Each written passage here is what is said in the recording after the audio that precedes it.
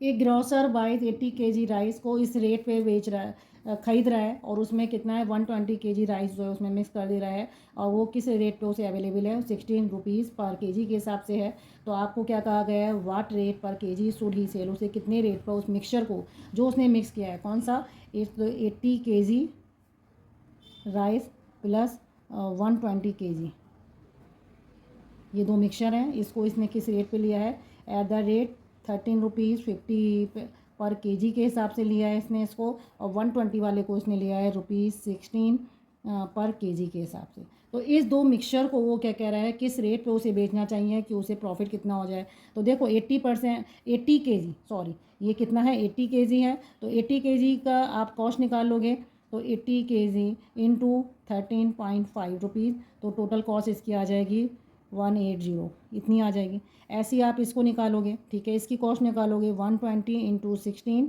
तो इसकी कॉस्ट कितनी आ जाएगी आपकी 1920, तो ये कॉस्ट आ जाएगी। तो टोटल कॉस्ट कितनी हो जाएगी, टोटल कॉस्ट ऑफ राइस कितना है आपका 120 प्लस 80 इजकल टू आपका आ जाएगा 200 केजी, ठीक है। तो राइस की कॉस्ट कितनी हो जाएगी आपकी, आ जाएगी 1920 प्लस 1080, ये आपकी आ जाएगी 3000। तो टोटल कॉस्ट आपकी कितनी आ गई, ₹3000 की कॉस्ट आ गई है। प्रॉफिट परसेंट वो आपसे कह रहा है, प्रॉफिट परसेंट कितना है आपका 20% ऑन होल राइस पे है। होल राइस कितना है आपका 200 केजी है, ओके। तो 200 केजी पे आपने निकाला है, तो 20% किस पे निकालोगे आप प्रॉफिट, तो प्रॉफिट हमारा कितना होगा 20% ऑफ टोटल अमाउंट कितनी है ₹3000।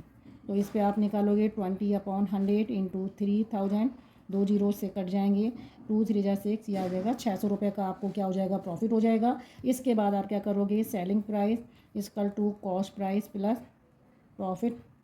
तो सेलिंग प्राइस कितना है 3600, ये आपका आ जाएगा 3600 रुपीज़ का आपको सेलिंग प्राइस आएगा। लेकिन ये सेलिंग प्राइस आपका कितना है फॉर 200 केजी राइस के लिए है।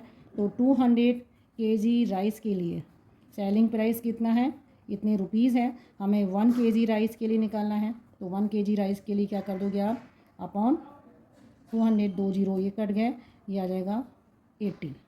तो 18 आपका क्या आ जाएगा रुपीज़ आ जाएगा। तो रुपीज़ कितना हो गया आपका 18, ठीक है। तो उसे कितने पर केजी के हिसाब से बेचना पड़ेगा, तो आपका आंसर कौन सा हो जाएगा, A is the right answer.